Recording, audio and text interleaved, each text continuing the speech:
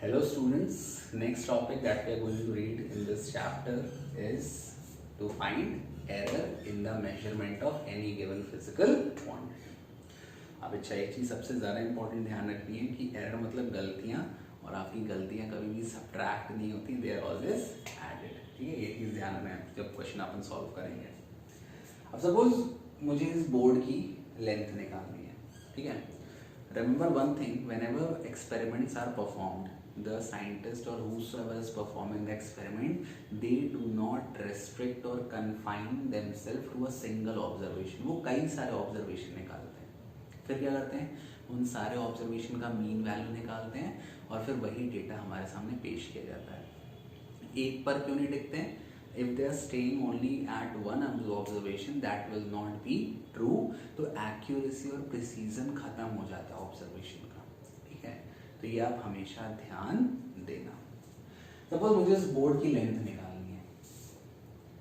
Suppose एक बार length है 2.1 metre, दूसरी बार लेंथ है 2.2 मीटर और तीसरी बार length I 2.3 metre.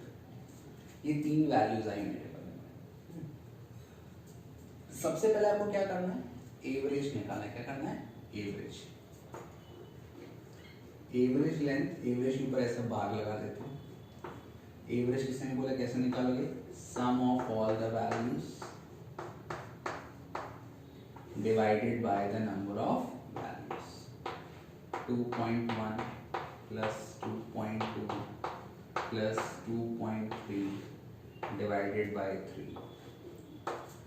L average will be equal to कितना आएगा? 6.6 divided by 3, that is 2.2. So this is the average observational value that we have got. Now second thing you have to do is you have to find the absolute error. क्या निकालना है? ये पहला part है इसमें कि अपन ने average calculate कर दिया सभी वैल्यूज का। ये अपन ने एवरेज कैलकुलेट कर दिया ऑब्जर्वेशन का। सेकंड पार्ट इज जो आता है क्वेश्चन में, टू फाइंड एब्सोल्यूट एरर। क्या है?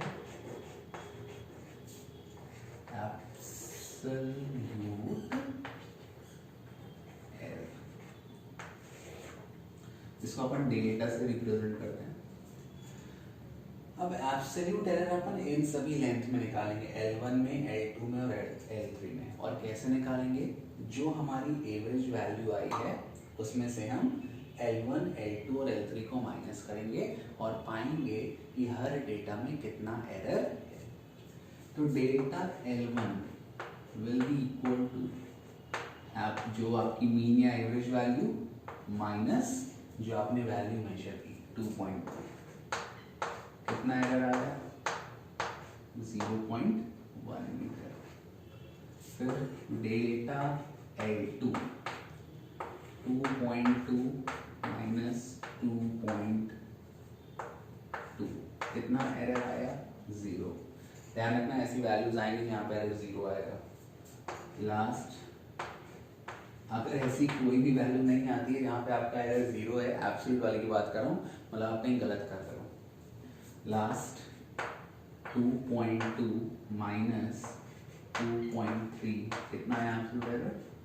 Minus 0.1 metre.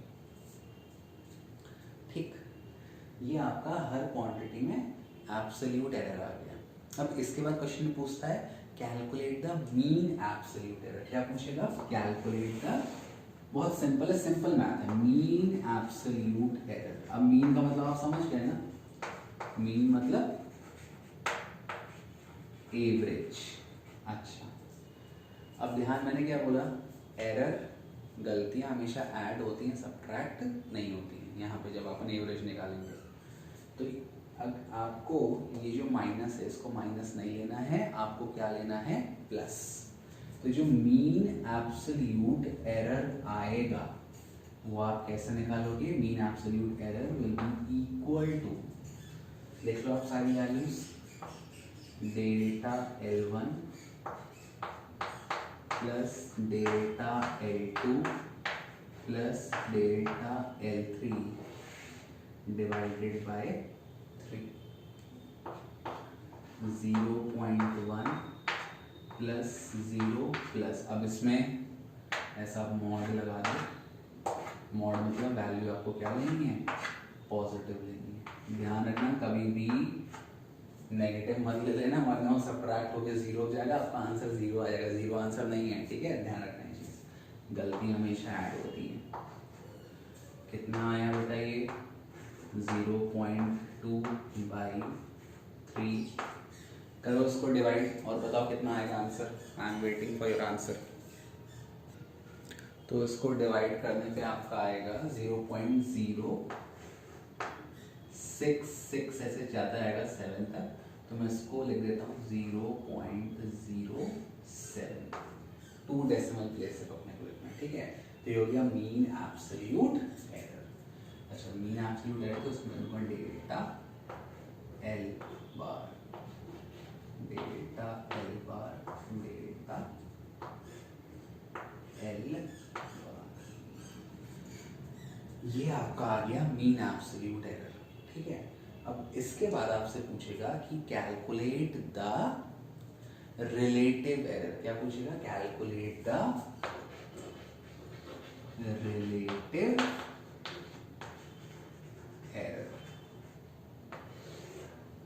रिलेटिव एरर का फॉर्मूला बहुत ईजी है, relative error is equal to mean absolute error divided by the mean value, mean absolute error divided by the mean value।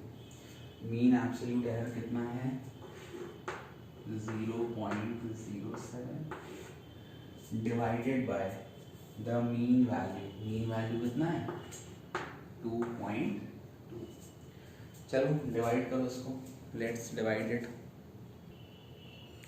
So this will come approx to be, अच्छा इसको आप ले लो delta, ऐसे मैं बोल रहा हूँ डेल्टा एल से अपन इसको डिनोट करेंगे।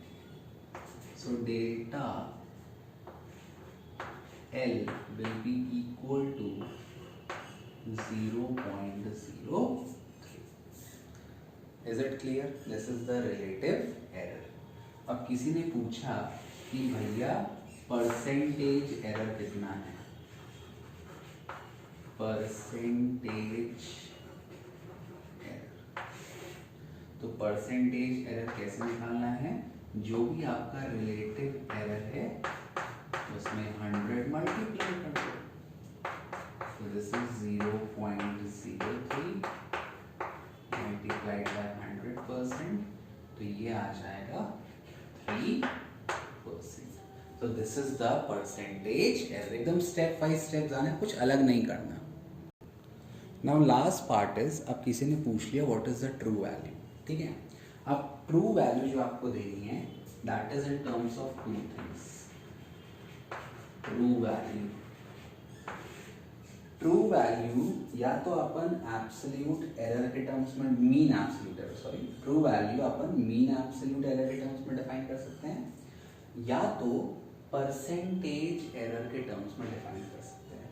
अच्छा, ट्रू वैल्यू डिफाइन कैसे करते हैं, जो भी आपका एवरेज आया है एल बार है कितना है 2.2, तो अगर मैं इसको मीन एब्सोल्यूट एरर के टर्म्स में डिफाइन करूंगा तो कितना आएगा 2.2 प्लस माइनस, ठीक है, depending on the condition, plus minus कितना है 0.07, 0.07। This is in terms of mean absolute error.